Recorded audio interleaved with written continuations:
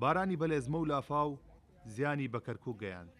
زیانەکان بە ژێراوکەوتنی ئۆتۆمبیل و سەربازێکی سوپای عێراق دەستی پێکرد کاتێک کەوتە نێوچەمی شیرینەوە لە سنووری ناحیەی لێلان و بووە هۆی خنکانی شۆفێرەکە. بەشێک لە گوند و ناحیە و گەڕەکانی کەرکووکیش لەم بارانە بەلێزمەیە بێزیان نەبوون. بەهۆی کۆبوونەوەی ئاو زیانی مادی بەرگەڕەکی پەنجەعەلی و چەند گوند و ناوچەیەکی دیکەی کەرکووکیش کەوت.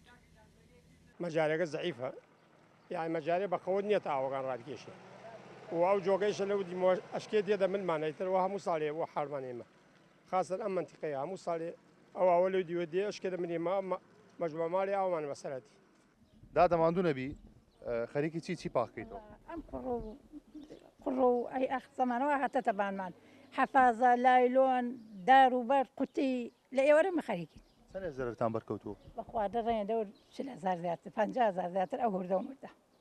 زەرەرەکان چییە؟ ئاو چوو بۆ ماڵتانەوە؟ جەمیدەکانی نەماکردم علمێش بینەستوێ دوو جەمیدەیەتی ئایە.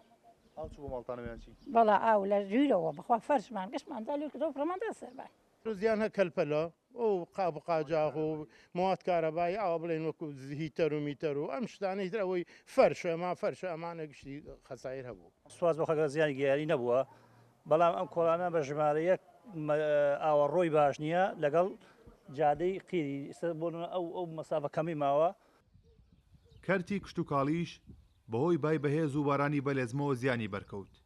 بەشێک لە بەرهەمی گەنم و جۆ لەم شەپۆلە بەهێزا تێدا چوون، بەڵام تا ئێستا کۆی زیانەکانی کەرکووک نەخەملێنراون و نازاندرێت چەند بوون.